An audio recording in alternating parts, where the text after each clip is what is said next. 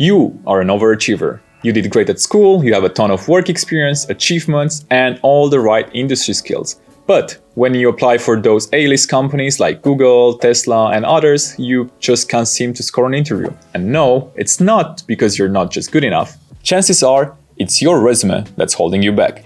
Today, we're going to go over 7 tried and tested resume tips to make your resume from average to great. Some of the best Novo Resume users follow these tips to land jobs at companies like Tesla, Apple, Volvo, and others. And we are about to teach you how to do the same.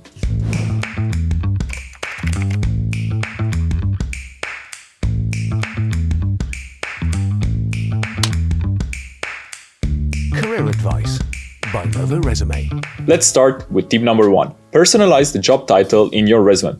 One of the first things the hiring manager sees is your contact information section, which should include the name of the position you're applying for. For example, when looking to fill a position as a web developer, that's how you should refer to yourself in your resume header. Don't write alternative titles like web designer, WordPress developer, software engineer, or the likes. Just stick to the title using the job ad, word for word. Most companies these days use applicant tracking systems. So, if your resume doesn't contain the keywords that the ATS scans for, it won't make the cut.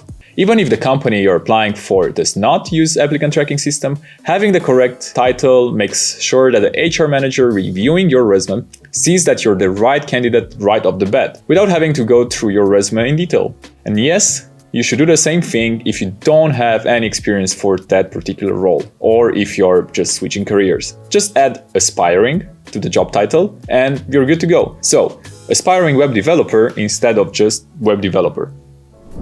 Next, we have tip number 2. Organize and name your resume sections correctly. This might sound obvious, but it's worth mentioning. Your resume should be like a well-organized closet, not a mythical labyrinth.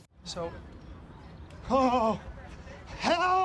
You want the hiring manager to find what they need without summoning a treasure map. It should have a header with your contact information, a resume summary, and neatly separated sections for your work experience, skills, and education.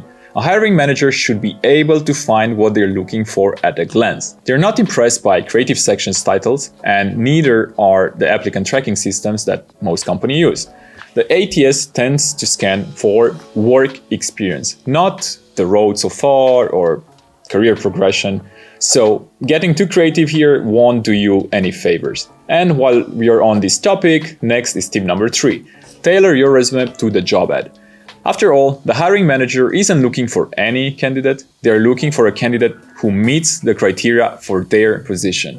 Think of tailoring your resume like a fashionable suit. You want it to fit perfectly, not look like you borrowed it from a scarecrow or something. Start by examining the job ad you want to apply for. Look out for job-related skills and action verbs. Let's take a look at an example of a UX designer. Here's the job ad. Some keywords are action words like create, define, design, experimentation, and optimizations. Other keywords are job-related skills like problem solving, communication, and product strategy. To tailor your resume, sprinkle these keywords in your resume. Make sure to keep it natural though. Just inserting random keywords for the sake of it will get you disqualified. Additionally, also make sure to mention the right skills and work experience from the job ad. For example, if the job ad lists Photoshop as a top skills, then that should be the first thing you mention in your skills sections.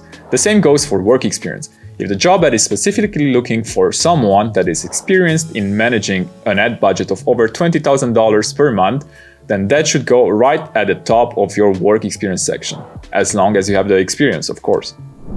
Moving on to tip number 4, list achievements over responsibilities. Look, responsibilities can be great, especially if you have a job that makes it hard to distinguish yourself through achievements. But in any other case, they're just boring. Think of it this way. If your resume were a movie, responsibilities would be the background extras. Achievements are the stars of the show. So, be a blockbuster. Or not a B-movie. More often than not, the hiring manager knows exactly what your responsibilities were in your previous job.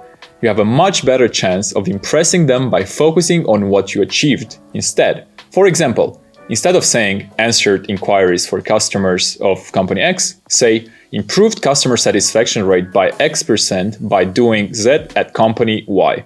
Now that's way more interesting. It tells the hiring manager you did something noteworthy and that you can deliver results.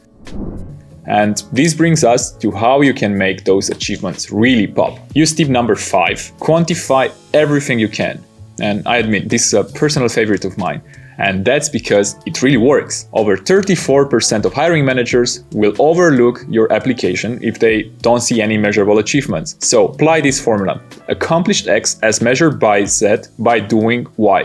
Google's ex-VP of Personal Operation, Laszlo Bock, personally recommends this formula to any job seeker. Let me show you how it works. Here's the same achievements described in 2 different ways.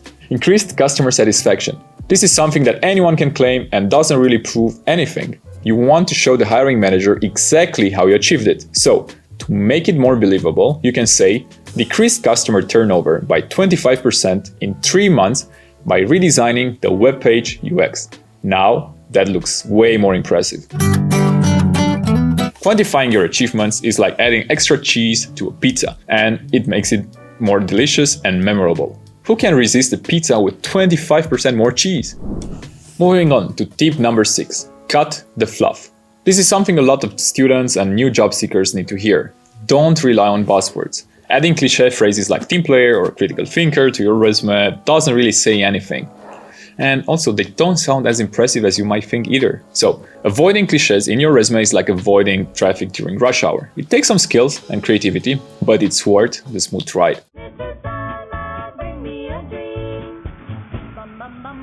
Hiring managers read dozens, if not hundreds, of resumes per day. Unless the job ad specifically asks for a candidate with such skills, you're better off avoiding them entirely. Instead, focus on more quantifiable hard skills. The hiring manager is a lot more likely to evaluate your teamwork skills during an interview than from your resume.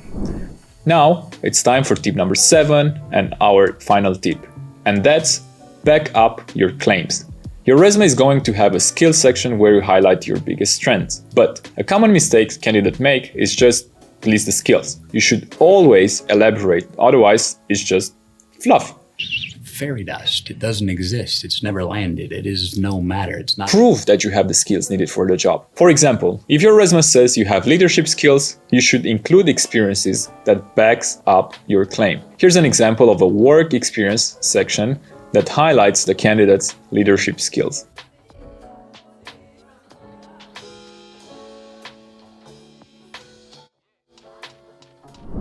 Now, if you're a student, these skills can also be demonstrated by your extracurricular activities. To give you an example, being elected as a captain of your football team or leading a group project both demonstrate leadership skills.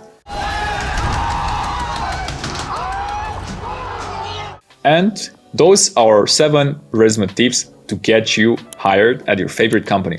We hope you put them to good use and land your dream job. Do you want more free career advice? Make sure to check out our YouTube channel or visit our career blog. Till next time. Career Advice by Nova Resume. Increased